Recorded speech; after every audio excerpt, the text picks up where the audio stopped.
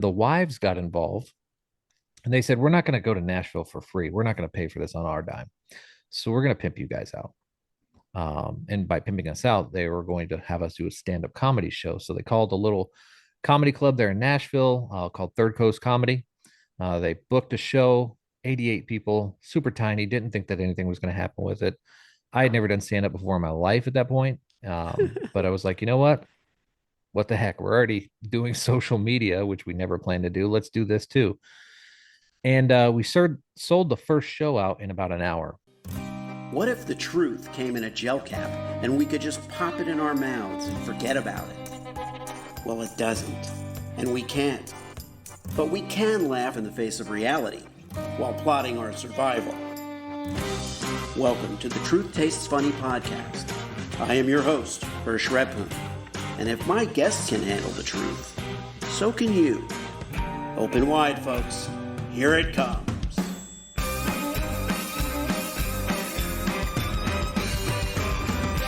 My guest today on Truth Tastes Funny is John, the Dadbod Veteran, Wellington. John Wellington is a Navy vet. He's a proud father of five, like me. He's got 5 kids. He's, to say he's a digital comedy breakout is kind of even an underestimation because he is living proof that it is never too late to go viral. He put in a decade of military service. Thank you for your service. And years of raising a full house. 2022 was the empty nest year for John, and he accidentally launched this career as a content creator, which came to my attention, and I'm among 5 million plus followers nationwide. And he's got a nationwide comedy tour called the GenX Takeover. You can follow that at the GenX Takeover at genxtakeover.com. When he's on the tour, he's John Wellington, comedian. When you're following him on TikTok or Instagram or one of those places, you're likely to see him as the Dadbod Veteran, kind of giving his daily doses of Dadbod Veteran. He'll explain it, but it's kind of just wisdom, especially for people like me who have kids and wives and want to figure out how to not always be wrong and never be right. And he's got, he also touts the unexpected freedom of finding your voice on social media. And he's here with us today, people. Welcome, John Wellington, to the Truth Tastes Funny podcast. Welcome, John. Thank you so much for having me. This is really kind of an honor to be here. It's great to have you. And first of all, we have to start at the beginning of the explosion. I think the Dadbod Veteran explosion. Take us back to the recording of that first piece, and you sit on your porch, you hold a mug. You're now famous for your mugs. Your mugs have different witticisms of their own on them, and we'll talk about the mugs. But how did this first video start? Not on purpose. None of this is planned. None of this was part of the grand foretold destiny of John Wellington. It's all through therapy, little personal therapy that I went through, and the explosion was on accident. So in 2022, my youngest of my 5 kids was leaving the nest. And I've been a father since I was 18 years old. And this is the only thing I've ever known. And I'm really good at that part of my life. But I was facing the time of my life where that was not going to be part of it, at least not in the, most important portion. I had to figure out what I was going to do to live thereafter. So I I was in a little bit of a funk, a little bit of a depression at that time. And I was having to change my mindset towards what was going to be important for the next part of my life. And that was my grandkids. And I still don't have grandkids to this day. So my kids definitely owe me some grandkids here very soon, especially after what I've done for them. But I started thinking about my grandkids and I said, I'm past 40. Life isn't forever. I need to leave a little bit of a legacy behind. So I started recording these videos. And initially, it was me telling stories to my grandchildren's about the way the world was and what I affectionately call the times before, which was, when we grew up. And I had created this voice and this dialect that goes with it of a person that I would like to have heard stories from, back in the wooden shoe days of how my grandparents lived or whatever. And that's where the voice actually came from for the Dadbod Veteran. Is he's this guy who's just was telling stories innocently to his grandchildren about in a comedic way, because all grandparents like to embellish a little bit about the realities of their life. And then people started watching them. And it was slow at the beginning, and I wasn't thinking anything of it because I was there to create the library. I wasn't there to create something for someone else. It was really Right. just for my own Right. purposes. People started to relate to it. They started to enjoy it. And then they started to reach out to me and they said, "Hey, what does the dad bod think about this?" And now they were asking for a more directed perspective on life. And I would respond with some comments, etc. But then they started sending me videos. And the first one that actually grabbed hold was someone sent me a video of this kid asking, what did they do? How did they deliver pizzas before GPS? And the dad bod responded, giving his, interpretation of telling the story about the map that was on the wall and how everybody knew the map and they knew where the streets were and they knew where they had to go and they just drove up there and they took the money and they gave the pizza and that was it.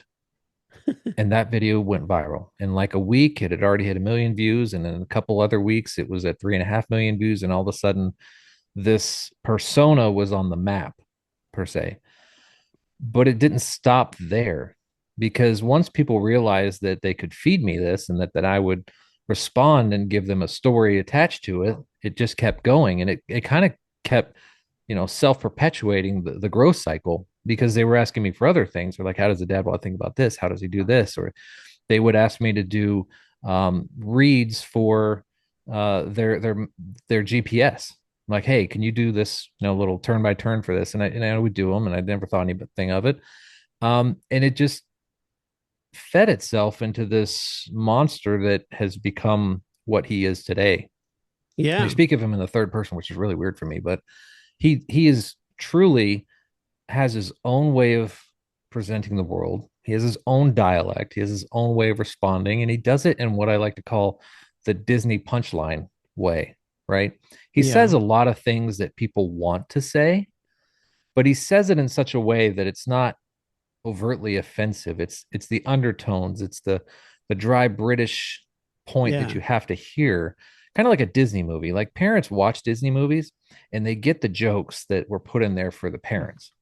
They weren't put in there for the kids. That's what gets the parents to watch them. And the kids don't understand them, but we understand them. And that's kind of what he does is the adults that are watching, they go, ah, I got that. The Yeah. kids that are watching, they go, oh, I don't know if that was funny or not, but they still watch it. Well, And that's that's what's interesting interesting about it. because what said? I said, that's what's interesting about it. Yeah, and it's there's a couple things that you said that resonate in terms of the grandfatherly voice. It's kind of we talked about this. It's kind of a transatlantic. Was it mid-Atlantic, transatlantic? What Transatlantic accent. That's the transatlantic? best. Yeah, that's the best name I've It's heard like a of it. folksy kind of, it's somewhere between the UK and Maine or Right, something like that. We don't really know, but we know it's a voice of experience and right. it's musings from this person. So I gather they also, when you got these requests, now they're interested to listen to see, do you tell them when you're going to do their No, answer their question? no, No. because I would get too many to be able to go through all of them. I would just pick the best Yeah. ones and I would do it. And But they uh, listen, religiously, and they want to hear, their questions answered. But you don't yeah, call attention to the questions, right? You just kind of just do it. you just drop the wisdom. I just drop it. And and for those of you who are not watching on YouTube, although I recommend that you watch at least a little bit on our YouTube shorts and on the YouTube long full version, so you can see, John's got the beard. I gather the beard is not something that you grew for this impromptu video It that has you gotten did? more That mature, I'll say that much. okay, so It you wasn't this Gandolfi, refined when right? I initially started, but it has definitely matured along with me and the voice. Yeah, yeah. And how did the mug thing evolve? Because I started That's watching your videos, I was like, he can't just have these mugs. He's got to be now going out and getting these mugs. I'm designing those mugs. So that's a new thing, probably in the past 2 months, is I've started to getting away. I'm trying to transition a little bit away, or maybe more balance it from me doing these reactionary videos to more me writing scripts. And I've started this process called the Daily Dad Bod, and that's where I just reflect on a particular topic. Like today, I talked about, it's so hot outside that it's not just summer hot. It's not just hinges on the gates of hell hot. It's cremation hot. Right. You Yeah, know, I it, watched that. and along with that, I've always taken the opportunity to brand where I could. When I first started this, I was wearing my hats, not the hats that I wear today, but just hats that I had laying around the house. And I had bought this hat from this place called Angry Minnow, and I loved them. The cool hats are really broken up that just fit my whole persona at the time. And I, people were asking me where did I get those hats, and that's where I realized what placement advertising was, because I had no idea about it. Right, is like I had this market space on top of my head, and people were asking for it. So that's when I created my own product line of hats. Was I'm like, hey, let me give them something that they can, have from the video and feel attached to.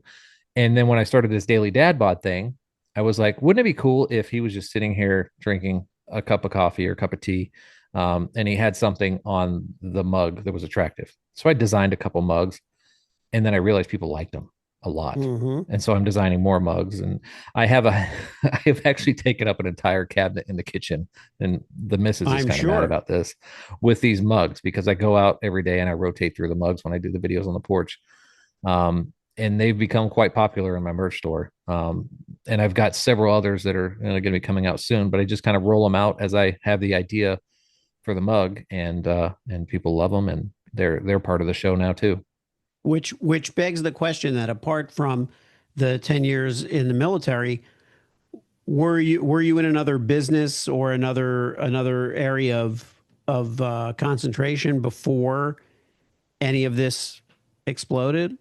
Yeah, so I'm actually a corporate guy for the past 20 years. I've been working in both the automotive manufacturing and aerospace manufacturing, but most recently in my most recent career position, I've been doing event security for a very large luxury automotive manufacturer. And in doing that, I've seen a lot of the ways that they brand the product and how they do to expose it, and it's helped me understand the methods that you could easily just focus a product for sale, right? So I don't have a marketing background myself, but I've paid attention to some of the things in my regular work life that have shown me what the opportunities can be if you play it right. And it doesn't have to always be overtly out there trying to sell something. It could be just something that's in the frame that people recognize and they think is cool, and they want to know how to get a hold of that for themselves. It's just that easy, and that's how basically every brand does it, Yeah. different ways. And it's good to not be jaded. If you were an ad man, if you were someone from the marketing world, you might be bringing ideas that are not going to be right for something fresh and something new. Everybody's looking for the new thing. It's good that you're coming to it new. You're also coming to stand up, new. Um, you know, was there a history of comedy in your life experience? In the backseat of my car to my parents. I would say that's probably the most stand-up experience I've ever had in my life. That again was not intentional. That was not something I ever planned in my career path of things to do. I would have been happy in my little corporate life forever. Um, no, that was totally accidental, and I love stories, and there's a great story behind that too. So, myself and the real Slim Sherry, we have had very parallel paths of growth. We started about the same time, so we have not at this point in the story we had not actually met each other. But we have always DM back and forth, just keeping in touch as, pen pals, if you will, in social media. She had met Nick Harrison, the professor, at a award show in Vegas a year prior, and they had talked about the concept of getting together some other social media people to do collaborations. And so she reached out to me and she said, "Hey, would you like to go to Nashville to collaborate with me and Nick?" And Nick had reached out to Kelly Mono, and just go to an Airbnb. We're gonna eat pizza, drink, wine, and paint our toenails, do creator stuff, and watch rom coms. Nothing serious. And I'm like, sure, that sounds like a fun time. And I'm also at this point in my life where I'm saying yes to everything. Yeah. Good. The world will tell me no. It'll say I don't have enough money or I don't have enough time. Um, and so I did that. But then the wives got involved and they said, we're not going to go to Nashville for free. We're not going to pay for this on our dime. So we're going to pimp you guys out. And by pimping us out, they were going to have us do a stand up comedy show. So they called a little comedy club there in Nashville called Third Coast Comedy. They booked a show, 88 people, super tiny, didn't think that anything was going to happen with it. I had never done stand up before in my life at that point. But I was like, you know what? What the heck? We're already doing social media, which we never planned to do. Let's do this too. And we sold the first show out in about an hour. So we Wow. booked a second show, and that show sold out in another day. And so we now have two shows booked in Nashville. And then we booked an after party thing at this place called Pins Mechanical, which is like an adult arcade. Um, and we did stand up comedy. So myself, Slim Sherry, and Kelly Mono had never done stand up comedy in their entire lives. Nick, he Wow. had done it before, and he always wanted to be a comedian, and that's his background is and his desire in life. But we have never done it before, and so here we are, all of us well past 40, launching ourselves into a situation where we've never done it before. All because of the fact that we had developed relationships through social media, and again, social media being a thing that didn't exist, 10 years ago when we were all working regular jobs. It's just a crazy trajectory of life that has gotten us to where we are, and in me particular has gotten me to this point, given my background. It's not something that I would have ever seen on my own little yellow brick road.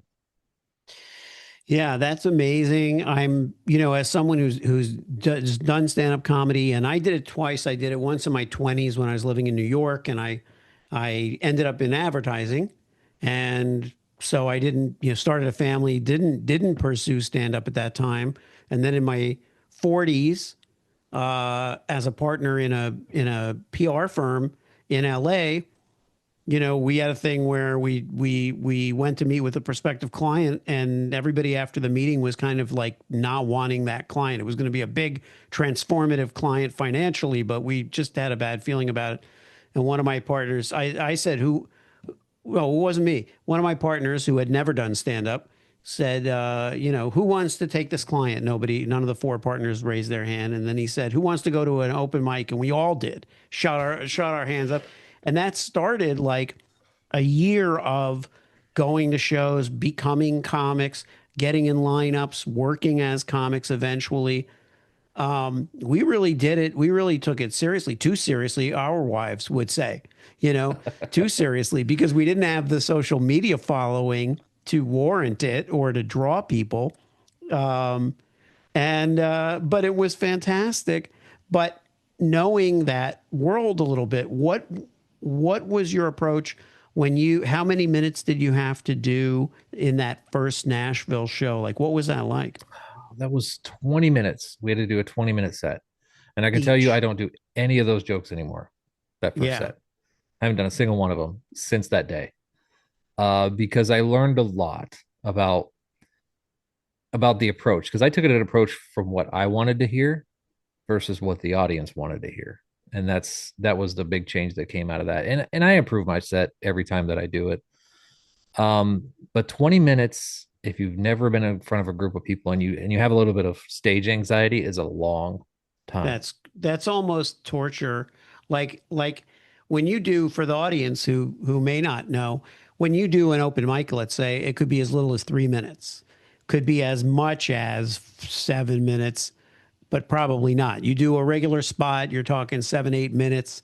By the time you get to 20 minutes or in front of a paying audience or a real audience, you've done a lot more than one time doing. This is not your first go Yeah, around doing those 20 minutes, because 20 20 minutes. minutes represents so much stuff that you threw away. Right. So, so did you write it? Like, did you have time to write it beforehand at least, or I did. did I you did. outline it? And I outlined it and I practice it in the living room with the missus. That's something that we still currently do for every show. Is no matter what the set is, no matter how minor the change is, I have to practice it in the living room with my little karaoke box, and go through the set to get her feedback because she's my biggest critic. She's my most honest critic, and she will let me know where I need to add or remove stuff. Um, but the development of that whole set was based in my misunderstanding of the way that this comedy relationship was supposed to work. I thought that this was just my relationship with them, but this is a mutual relationship between us and the audience, right? I give them things to laugh at, and they laugh at it back with me or to me, depending on how I present the joke. The other part was I was not doing my natural thing because I was so uncomfortable with the setting, that I stepped out of my box way too far, and tried to do things that were not me. Um, Yeah. I'm a storyteller. I'm very good at telling stories. That's what I do on social media is I tell stories, or I give a snippet of an interpretation from something. Now my set has developed into storytelling, much like great storytelling comedians do, and it's 1,000 times better than whatever that was that I presented that first day. But I had to go through that first day in order to understand that I needed to make that change. And luckily, it was in front of a small enough audience, that it didn't affect me too much. But I think that I think they still loved it. I don't think they loved it as much as the people do now. But I think that that's the experience that we all have to go through. They say that every comedian is going to have a bad show. I want to say that my first show was Yeah. my worst show, and hopefully I don't have another bad show because I've got a lot of shows coming up.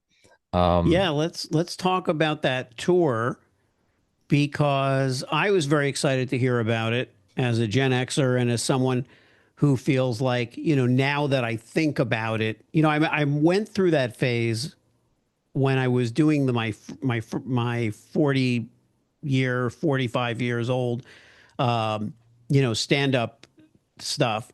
And I was caught in the middle of trying to still appeal to young people. And, I wasn't like playing to any older demographic or young but now this is the Gen X Takeover Tour, but you have this huge following on social media. Each of you do. So who is your audience now?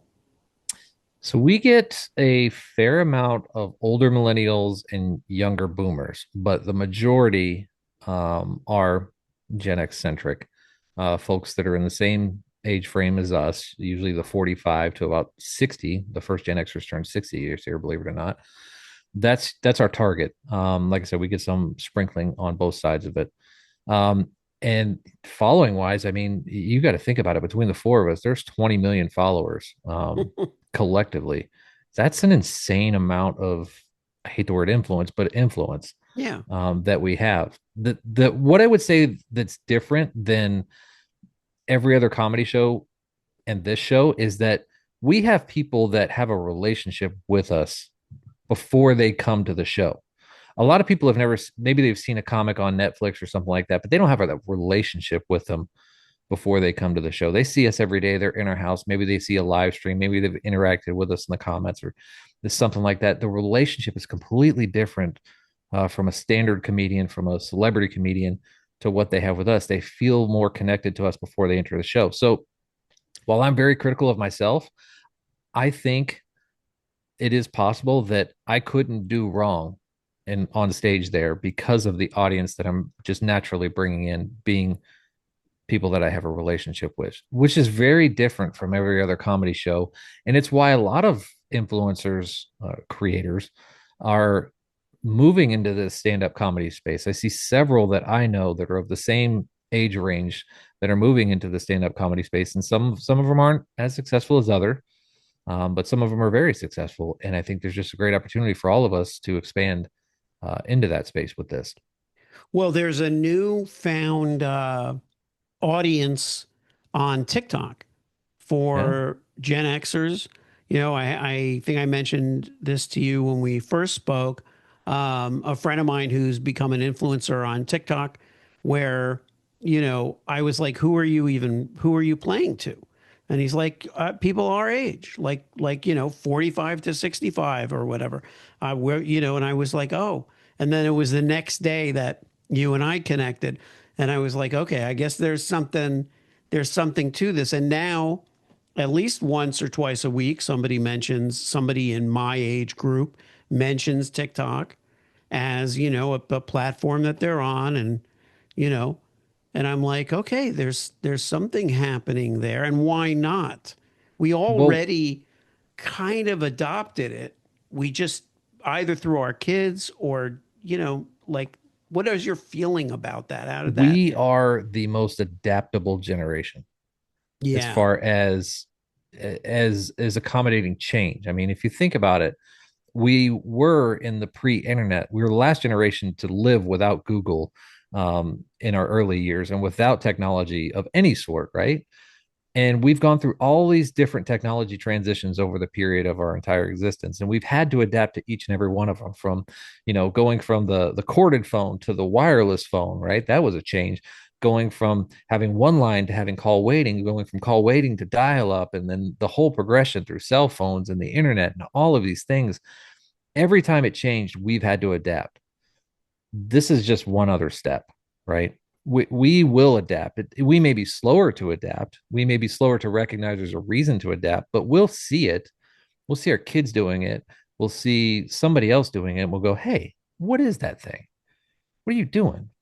And we'll quickly learn how to use it, but then we'll do it better than they do it, to be honest. Yeah. Because of Yeah. the different transitions we've all been through, we've learned so much along the way about how we can take that thing and use it differently and use it better. And to be honest with you, the Gen Xers are now hitting that empty nester years, where they're going to have more opportunity, more dispendable income, and they'll have more time to invest in something like this.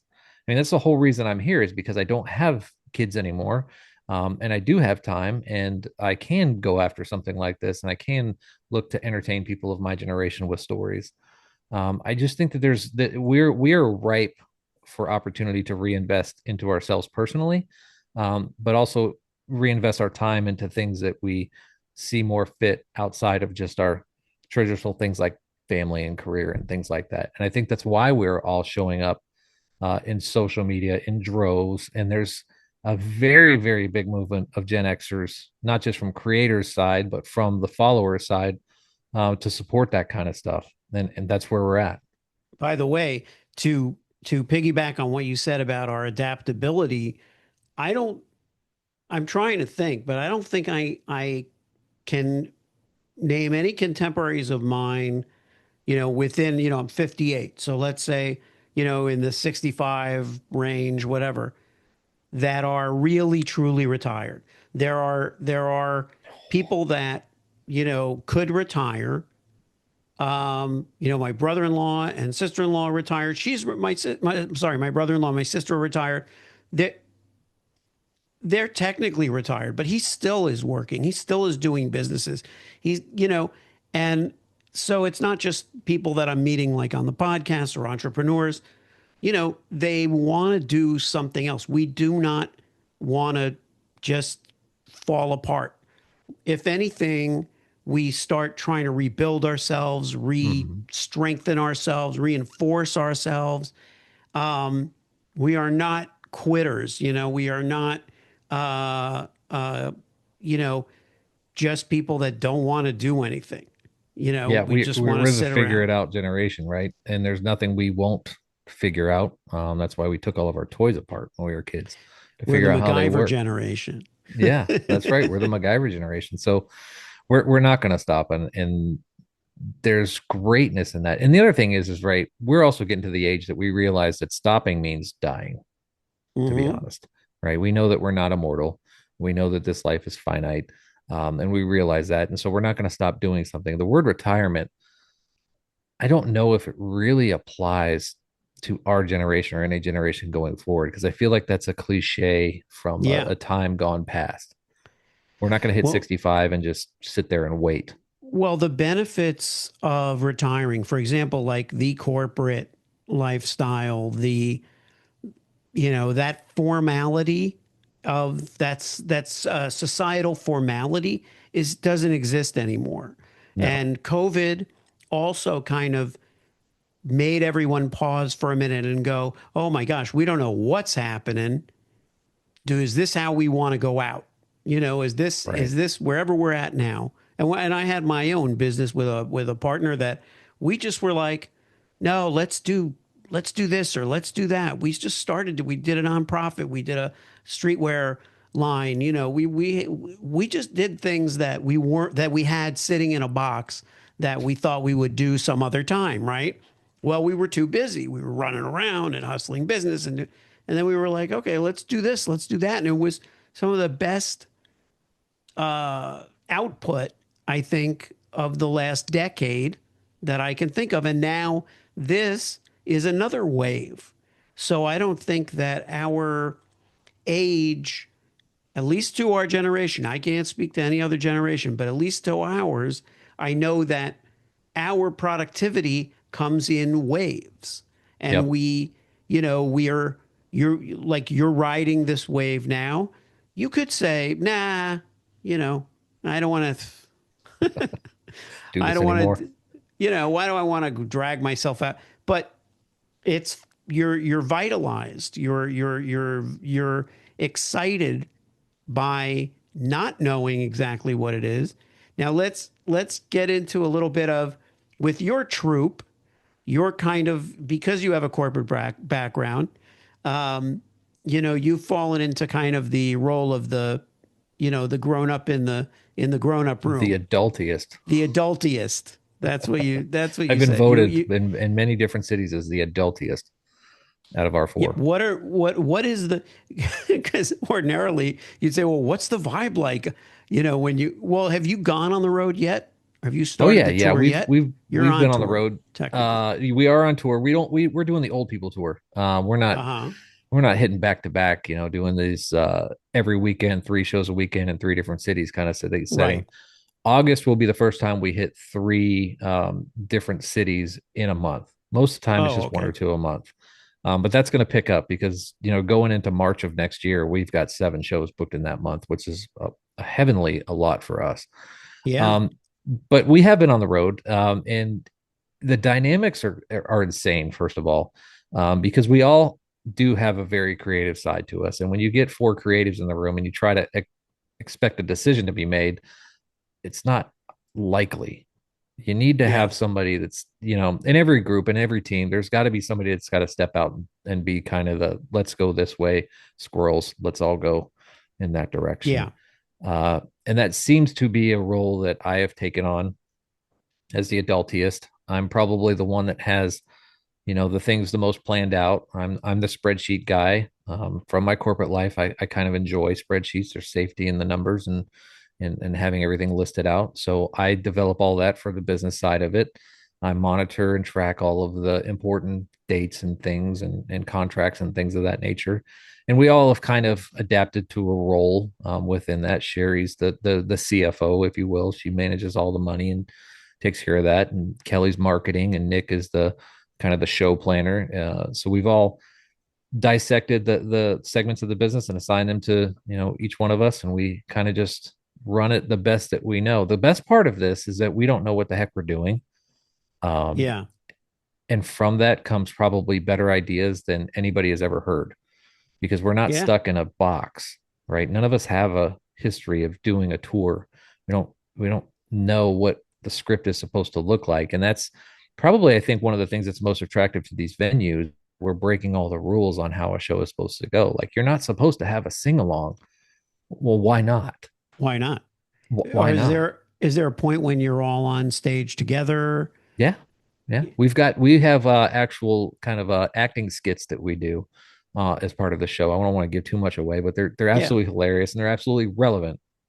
We do a sing along. Each one of us have a song that we sing to the crowd, and the crowds are out there with their phones and their lights because nobody has a lighter in their pocket anymore, and kind of just going along with it. And that's when it turns into this big Gen X party, and everybody's kind of just connecting in the moment and remembering who we were and who we still are.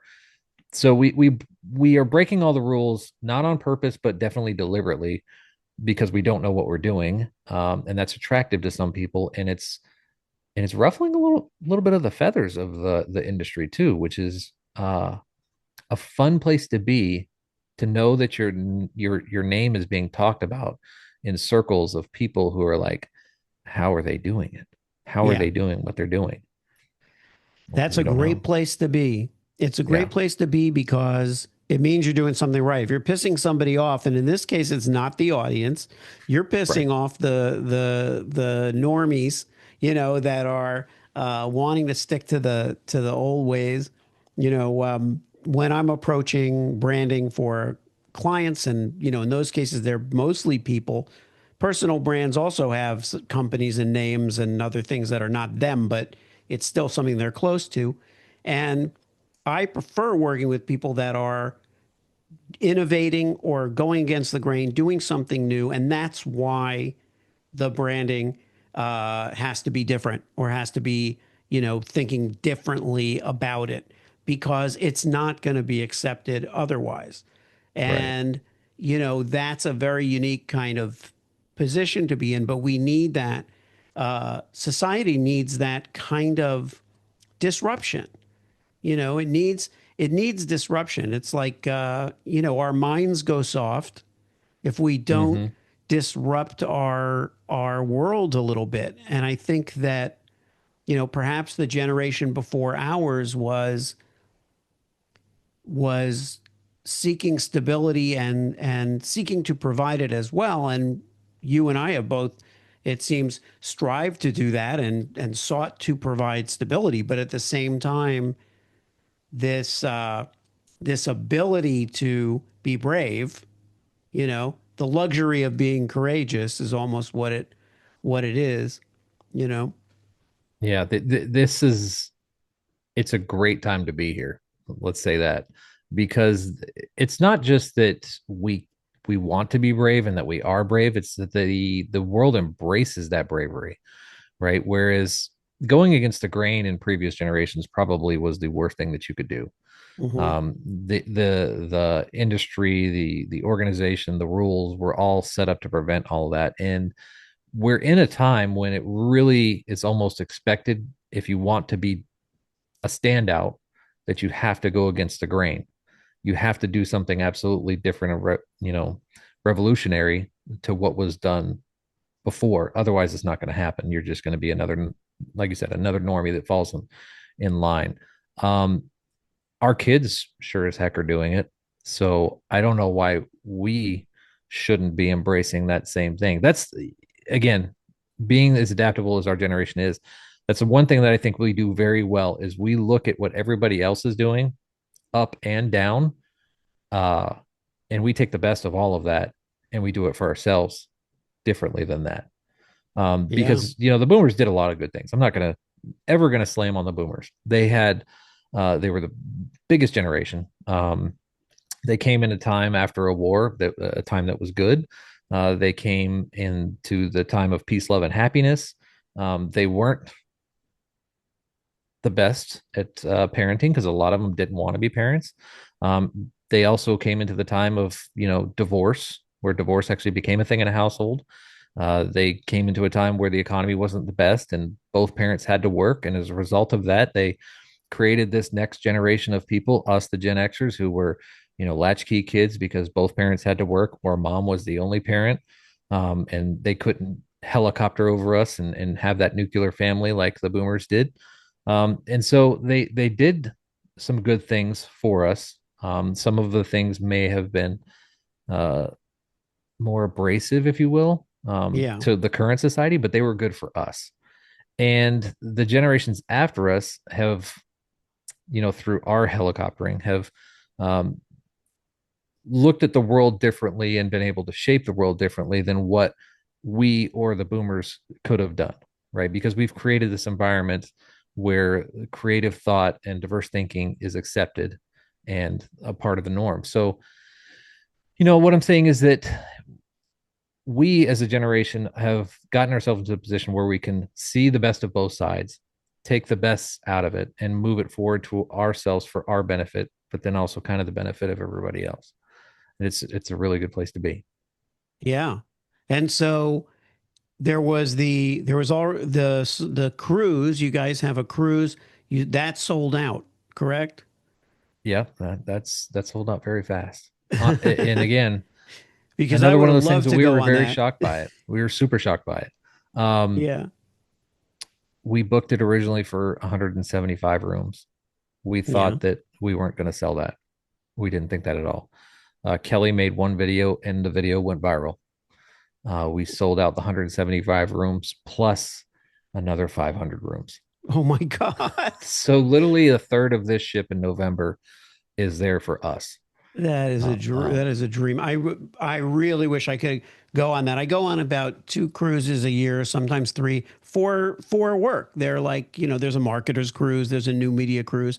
I do a new media cruise in November out of Miami. I do a marketer's cruise out of Long Beach in January, and I love it because it combines this. I grew up in Miami. We used to do cruises, to Nassau, Freeport, etc.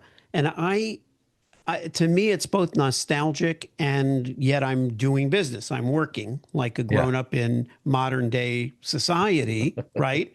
I have, I have, internet and all that other stuff that I might not have been as connected to shore as you can be now. There's no real disruption, but at the same time, I feel like it's a fun, kind of fantastic, almost kitschy environment.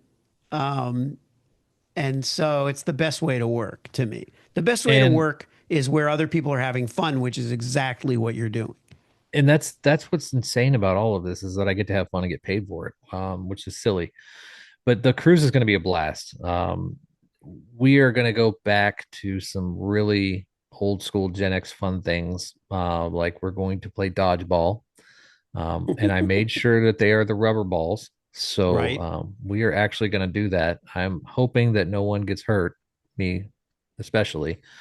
Um, but the idea of having a Gen X cruise and bringing, what's going to be about 1,500 Gen Xers together to hang out on a boat for 7 days is wild. That's I can't believe, incredible. first of all, that there's that many Gen Xers that wanted to do this. And I also can't believe that they're doing it with me as the entertainment. Yeah, Um, you know, that's wild to me. We're gonna do a comedy show. We're gonna play some dodgeball. We've got some other things lined up that we're not going to talk about just yet.